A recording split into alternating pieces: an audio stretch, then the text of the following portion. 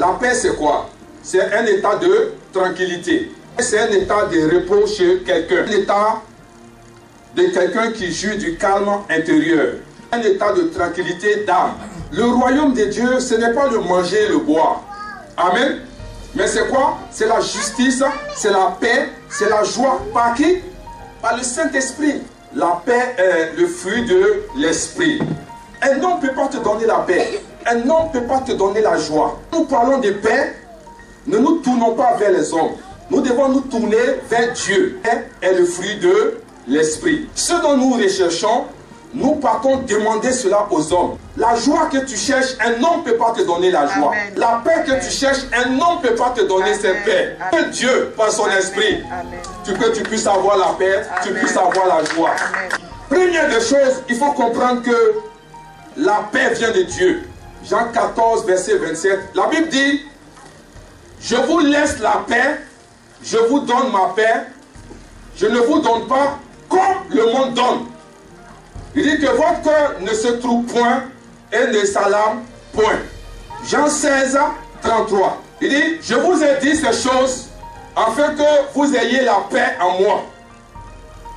Vous aurez des tribulations dans le monde, mais prenez courage, j'ai vaincu le monde. Vous savez, la vie est faite de telle sorte que les problèmes, tu n'as pas besoin d'aller les chercher. Ils vont venir te trouver là où tu es. Si tu veux un problème ou pas, il ne faut pas courir. Les problèmes vont venir te trouver.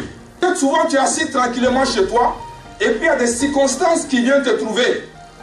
Tu es dépassé et tu es troublé.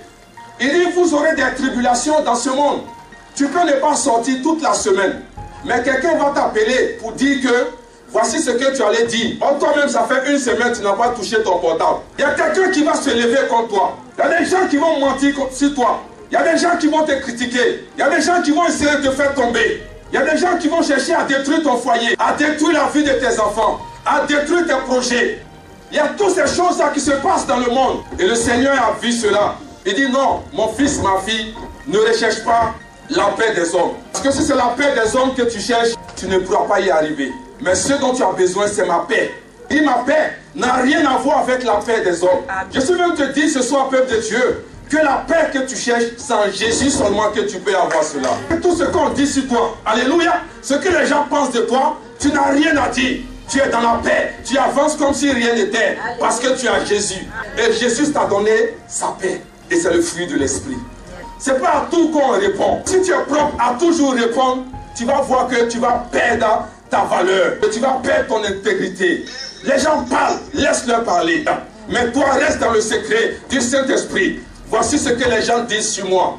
Mais c'est toi seul qui va me juger. C'est toi seul qui va mettre de l'ordre autour de moi. C'est toi seul qui va me venger. Non, moi je vais être en paix. Non, je vais être en paix. Je suis fatigué. Il ne faut pas être fatigué. Parce que Jésus a dit, nous aurons des tribulations. Sache que, quel que soit ce que tu vis, ce que tu es en train de traverser, le Seigneur il voit et il sait. Mais il te dit, reste calme, sois dans la paix. L'église a besoin de la paix de Dieu. Pourquoi les gens se détestent aujourd'hui dans l'église? Pourquoi les gens ne s'aiment pas dans l'église? Pourquoi les gens sont prompts à répondre? Parce que, je vous dis la vérité, les gens ne sont pas convertis. Quand on parle de conversion, c'est que le Saint-Esprit a pris le total contrôle de ma vie. Tout ce qui est animosité, je ne manifeste plus cela. Et je manifeste le fruit de l'esprit. Quelqu'un dont le Saint-Esprit prend contrôle de sa vie, il ne peut pas se permettre de critiquer son frère ni sa soeur. Je ne sais pas ce que ça te coûte.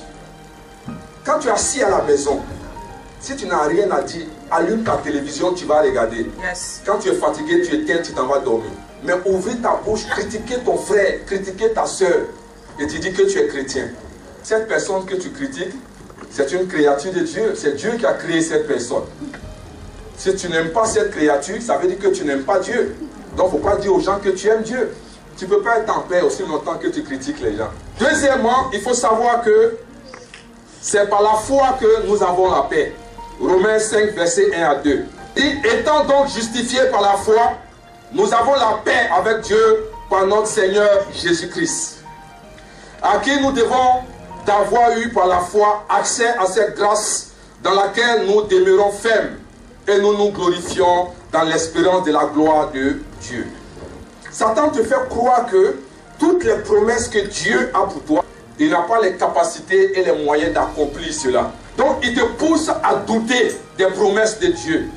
David se rappelait de toujours ce que Dieu avait déjà fait pour lui, ce qui lui donnait la force de tenir par rapport à ce qui devait venir. On doit arriver à un certain stade comme David, à savoir que ce que Dieu a déjà fait, nous n'avons pas espoir que Dieu pouvait faire ces choses-là. Mais s'il a pu faire ces choses aujourd'hui, ça veut dire qu'il a les capacités de pouvoir faire ce qu'on attend.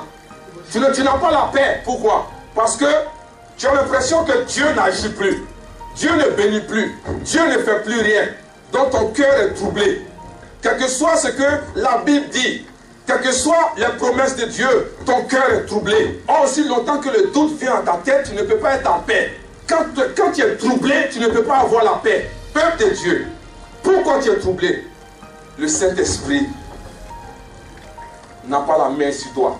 Parce que si vous marchiez réellement par l'Esprit, les fruits que vous allez développer, c'est ce que nous sommes en train de voir. Mais s'il y a des querelles entre vous, s'il y a des disputes, ça veut dire que ce n'est pas le Saint-Esprit qui règne en vous. Pourquoi tu es troublé aujourd'hui? Pourquoi tu n'as pas la paix? Pourquoi tu es inquiet? Pourquoi tu te lamentes? Pourquoi pour un oui et un non, tu veux exploser? Parce que le Saint-Esprit n'est pas maître de toi. La troisième des choses, la paix de Dieu nous aide contre les pressions. Philippiens 4, 7. Et la paix de Dieu, qui surpasse toute intelligence, gardera vos cœurs et vos pensées en Jésus-Christ. Le monde n'arrive pas à tenir quand il y a des problèmes. Et la solution qu'il trouve, c'est de se suicider. C'est de prendre des comprimés. C'est de mourir parce qu'ils n'en peuvent plus. C'est trop fort à cause de la méchanceté des hommes, à cause de la méchanceté de ce monde.